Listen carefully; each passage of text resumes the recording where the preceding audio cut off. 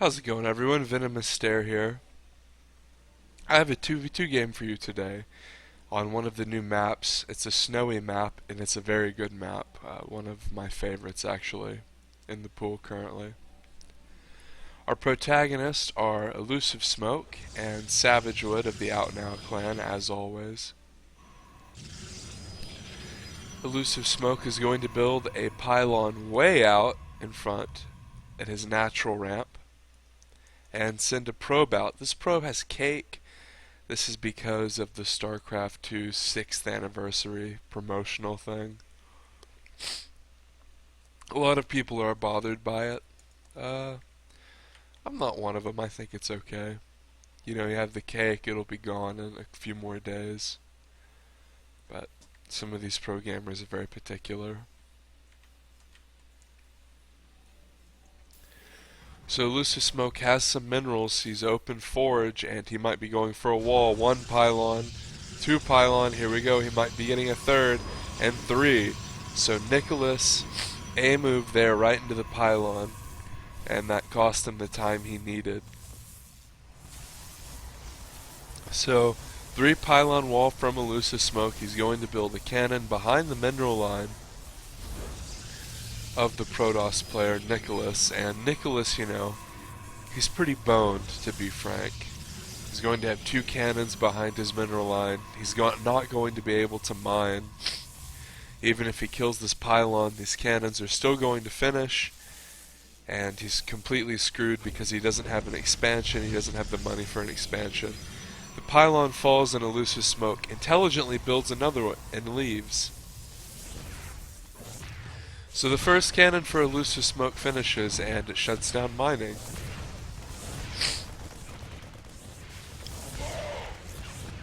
One of Notorious's Marines tries to help and gets slaughtered.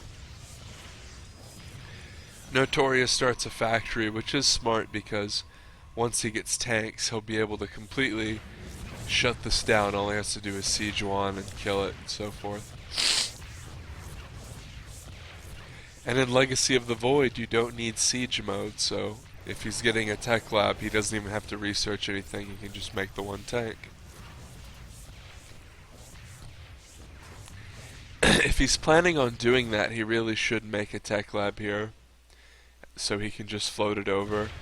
Because in 2v2, you want your allies to take the least amount of damage as possible. And Elusive Smoke still has his probe. Cannon rushers oftentimes will just keep cannon rushing. So after he kills this assimilator, Elusive Smoke theoretically could have these cannons target fire 1 pylon and then keep cannon rushing. So you don't want to let a cannon rush fester if you can help it. If you can get just this 1 tank, if you're already going quick factory, 1 tank is very helpful. But he's getting a Cyclone. So meanwhile, Savage Wood is just doing a warp gate rush, a 4 warp gate rush. Elusive Smoke has already expanded behind his cannon rush. And Nicholas loses his assimilator, so if he does choose to rebuild here, he's going to have to rebuild his gas. Double Cyclone from Notorious on the way. Hey, can you hear me? Yeah, I'm in the middle of something. Alright, I'll bail. I can play now, sorry. It's alright. Just let me know. Okay, see you later. Alright. So Elusive Smoke's cannons are going to be cleared, and Notorious is going to be pumping double cyclones and scouting with his barracks. So these double cyclones are going to be extremely good at shutting down warp gate rushes, which is what Savage Wood is doing. But this is a very slow clear for Nicholas. He's sitting here literally doing nothing. He can't be helpful. He's completely hamstrung. He can't expand out here as Notorious finally sees the warp gate rush from Savage Wood. Savage Wood tries to lay down a time stop, but it's pretty terrible, to be honest, and it's not going to do anything at all. He's going to try to press forward, but Notorious has already gotten the range upgrade. So his Cyclones are very powerful at holding off these Warp Gate units. A few Adepts surge forward. They're going to get some hits, but mass SCV repair is going to keep these Cyclones safer than George W. Bush kept our country, according to Jeb Bush, which is very safe. And these Cyclones are incredibly good at dealing with gateway units, especially Zealots. And due to mass repair help, they completely clean up that Warp Gate rush. And if we go to units lost, Notorious has taken an absurdly low amount of damage. Savage Wood basically chased and did nothing. I don't know about you guys, but I have almost no experience against range Cyclone openings. The Notorious is going to press out. He gets force fielded. Savage Wood doing a little bit better dealing with Cyclones this time, as Notorious is back down to 5. A 5th one is kind of trapped here by a Stalker, and he loses it. Savage Wood focus fires another, down to 3. So Savage Wood wins that micro battle. He's added a 5th gate. He warps in some Adepts, but he's just going to get mowed down here, as it's 4 Adepts versus 4 Cyclones, and Savage Wood is not going to win this fight, not even close. And if we look back in Camp Spencer, aka Elusive Smoke, he has a Gooby, my nickname for an Oracle. And I'll tell you where I got that nickname, the Oracle, or the Gooby for the Oracle. It's from Morrow, a Terran player from Sweden who just recently retired. He was on Western Wolves for a while and then Property. And it comes from a Gooby and Dolan comic, where he says, hey, it's Gooby, and he says, let's play Protoss versus Terran, no Oracle. And he says, he makes an Oracle and he says, Gooby please. And the punchline is Dolan. It's really hard to explain verbally, but you get the gist. It's great. Anyway, Morrow retired, and he's a great player. And he won one of the first tournaments StarCraft 2 ever had, as we see Elusive Smoke going air here. Going carriers, and a stasis ward goes off and traps 4 of Notorious's Cyclones. So Notorious is now unable to do anything, and Savage Wood can run out here and trap Notorious's stasis army. These units can't take damage, but they can't move either. And Savage Wood kills one of them with the help of Elusive Smoke. Didn't have any force fields. And Notorious runs away and takes pot shots. So some interesting unit interactions here. We're seeing a Cyclone-based play here from Notorious. I have honestly never really seen this before. In 2v2 against double Protoss, someone doing it like this. The closest thing I've seen is Stefano doing it versus Terran in the beta way back when against a Muslim. The Muslim doing it against Stefano. And the Muslim was basically just going Hellions and then making a bunch of Cyclones after. And just right-clicking them around. Because back then, this ability was a lot like Phoenix. It would just lock on very fast over and over. But Notorious, he held off the Warp Gate rush brilliantly, and now he's clearing these rocks. He's playing very well. Meanwhile, Elusive Smoke is also playing pretty well. He needs to macro a bit better, but he's clearing these rocks, trying to take another base. He has these 4 Stargates pumping.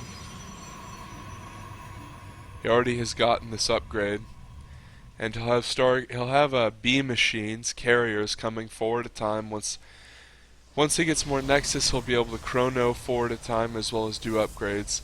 We can see he's doing shields already, which is very smart. You don't want to neglect getting shield upgrades for your carriers, because they have quite a bit of shield HP, 150. And oftentimes you can kite away from your opponent, so the shield HP is actually really valuable.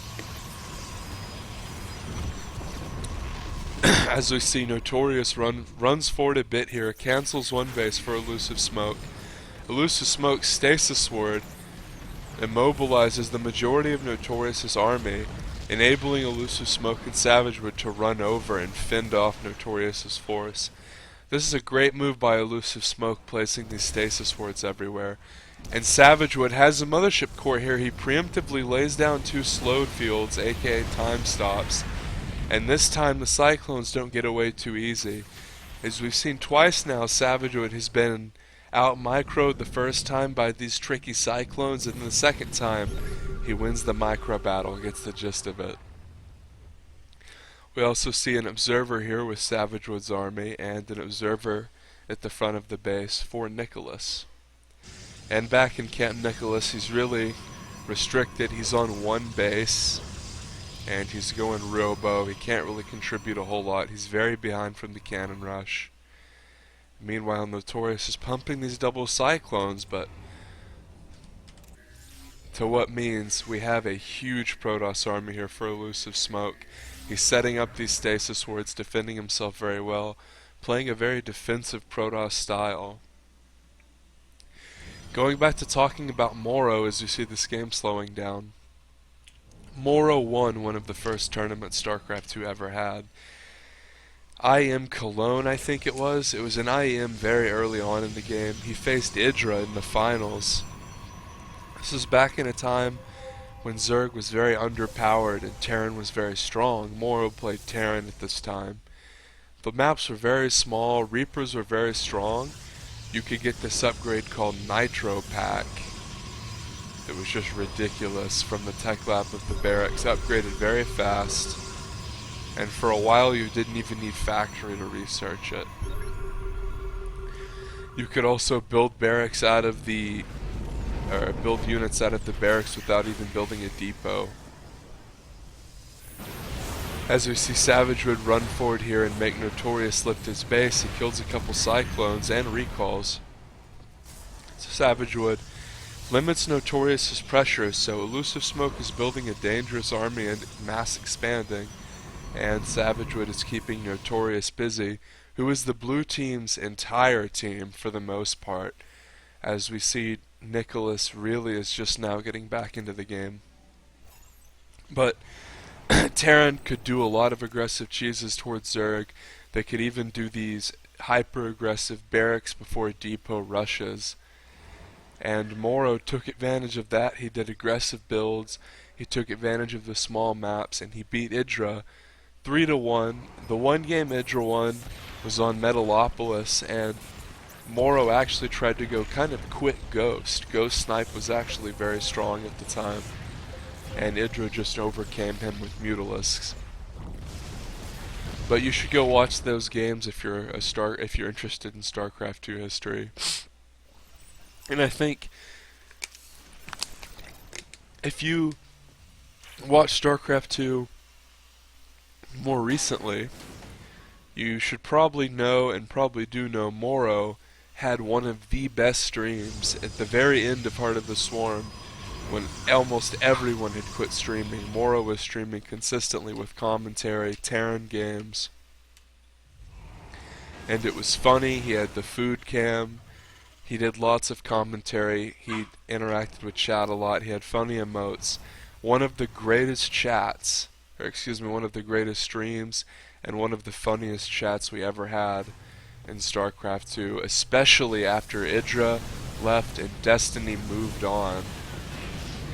So we really lacked a streamer with personality, and you can throw Combat X in there too if you want. As you see, Nicholas blinks forward with quite a few Stalkers, but he's horrendously out-upgraded. He just has Blink, and Elusive Smoke just dumpsters him. Absolutely steamrolls him with the superior upgrades and massive army. And mid-map, Savagewood tries to be cute, but he ends up recalling. But he delays Notorious, and now Notorious is kind of stalling around. He has lots of Cyclones, but all of these Cyclones delayed his starport. When you go a mass factory builds like this, you often don't have the infrastructure for bio. As we see, he doesn't have combat shield,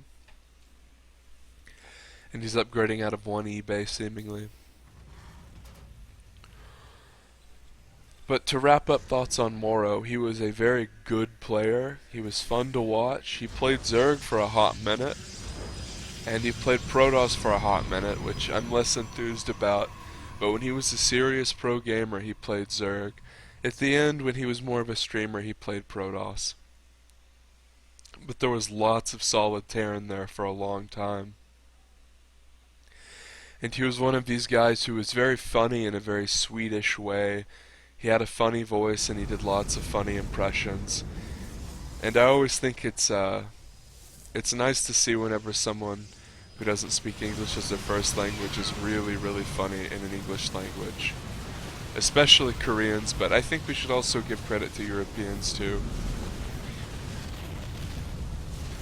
He also had a very good attitude, helped map makers, and was pragmatic about balance. As you see, Notorious's army is going to get steamrolled here by Psystorm and carriers. And that's the game. As Nicholas is going to try to warp in, but can't do anything. As Elusive Smoke and Savage would take this one, Elusive Smoke playing a huge role in this one, with the devastating cannon rush into mass bees, bee machines, the carriers, because the interceptors look like bees. And he expanded a ton, a lot. So if you enjoyed this, subscribe. And if you like Morrow, tell me what you think about Morrow in the comments after you subscribe, mind you.